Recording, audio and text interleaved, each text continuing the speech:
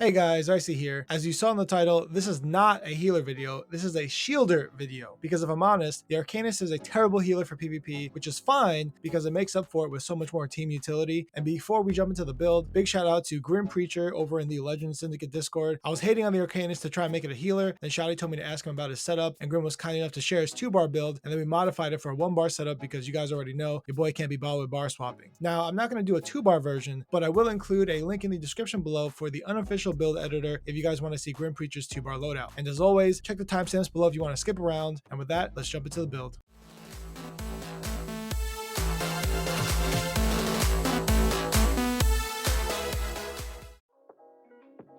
Alright, so this is going to look a bit messy because we're using 6 different sets of gear. We have a 1-piece Swarm Mothers for the helmet, a 1-piece Dama House for the shoulders, 2 pieces of Trainee for the chest and legs, 2 pieces of Druid's Braid for our Resto Staff, a full 5-piece set of Crafty Elfique for the belt, gloves, feet, necklace, and ring 1, and of course, Oak and Soul in our ring 2 slot. So now let's talk a little bit more about these sets. Now, since we are playing as a shielder and not as a healer, the best way to maximize our shields in PvP is to invest fully in max magicka wherever possible. The 2 1-piece monster sets are providing a line of max magicka and max stamina as a bonus. The 5-piece set of Crafty Elfique is giving us a total 5.5k extra max magicka. The 2 pieces of Trainee and Druids are providing max magicka and max health as a bonus. And Oak and Soul just for the memes, because we already know I'm really not going to bar swap. For the weights, we are doing a 3 heavy, 1 medium, 3 light setup. We suffer no armor penalties because the heavy and light armors cancel each other out. And we also have that nice 6% max stats from the Undaunted Metal passive to help boost our max magicka even more. For the Mundus, we are using the Mage to help boost our max magicka. For the traits on the body, we are running 4 Divines on the small pieces, 2 Infused, and 1 Reinforced for the larger pieces. And of course, all the enchants are going to be 7 max magicka enchants.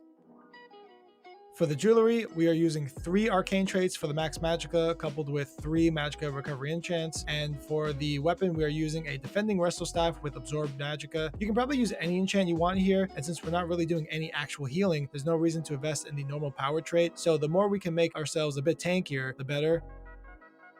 For the food, we are using the Ghastly Eyeball for the max magicka and magicka recovery. We're definitely going to be a vampire because our health is already going to be so low, so we need stage 3 to help give us some sort of extra damage mitigation. And finally, the race we are using is going to be the Breton because they are the best in slot for magicka sustain, as they have magicka recovery, max magicka, and magicka cost reduction, which is perfect for what we're trying to do. Now for the skills, our loadout is going to be Chakram of Destiny, Ward Ally, Race Against Time, or Elusive Mist, Radiating Regeneration, Impervious Rune Ward, and our ultimate is going to be Gibbering Shelter.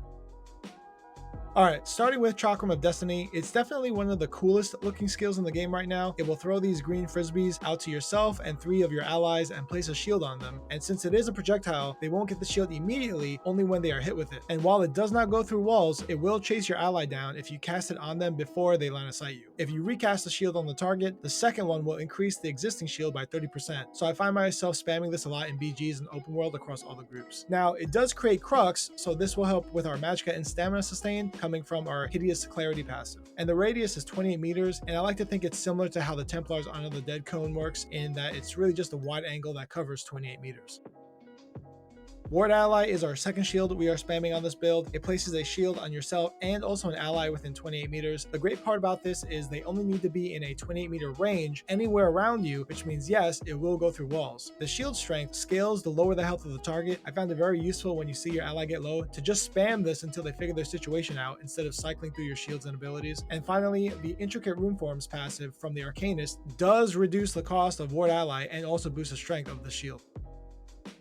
So for Race Against Time and Elusive Mist, when I was talking to GrimPreacher, he was saying Elusive Mist is definitely needed on the build, and it was working out pretty well for me, but I still found myself dying every so often because of being immobilized, which then led me to make the swap to Race Against Time, and my survivability actually increased even though I lost a major evasion. From my understanding, it's just my level of comfort with the skill. I've been using Race Against Time for over a year and I'm really good with it, whereas with Mist Form, I've never even touched the stuff. So me having more mobility with Race Against Time outweighs the damage mitigation from major evasion I would have got from Elusive Mist.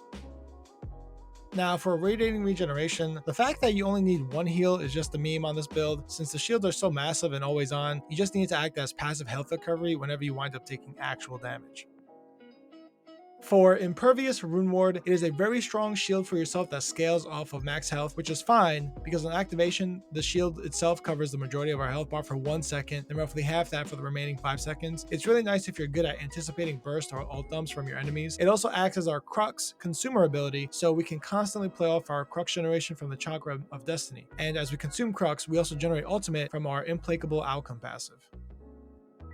And finally, for our ultimate is the Gibbering Shelter, which is a massive damage shield for yourself. And when you take damage while this is active, it will splinter off tentacles and place shields on your allies that are nearby. I love using this to counter ult dumps, or whenever someone places ground dots, I'll just stand in it so there's a constant source of shields being displaced from my character.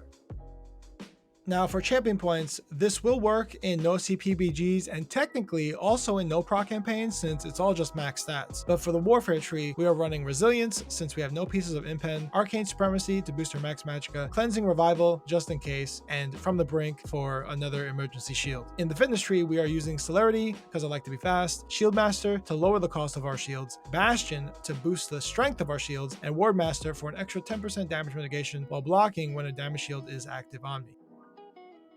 Alright, so what can we expect for the stats since we have all the max magicka loaded up? I'll put a quick overlay up over here, and we're pushing damn near 50k max magicka, which is kind of funny on Oak Console. With a 2-bar setup, you'd be running Death Dealer's Fee and easily over 50k in no CPBGs. The health is really low, but when you put your shields up, you technically have another 15 to 20k of effective health, and the recoveries are solid, so we're not really too worried about that as we are running Tribe stat potions. And the armor is definitely on the low end, but it's really not that bad. Just make sure you're block casting appropriately. And just as a warning, this build is not for the faint of heart. You're running very low actual HP, so you will be targeted, and you need to watch your surroundings and keep your head on a swivel when playing this build. Make sure you're sitting upright and not slouching in your chair.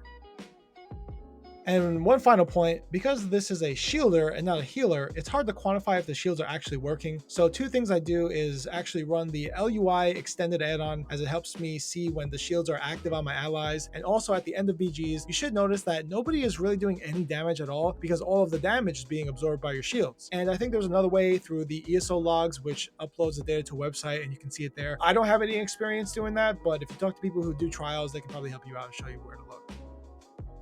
All right, that is the end of the video. Again, a big shout out to GrimPreacher for coming up with the build. And if you have any PvP, healer, or shielder questions, let me know. See ya.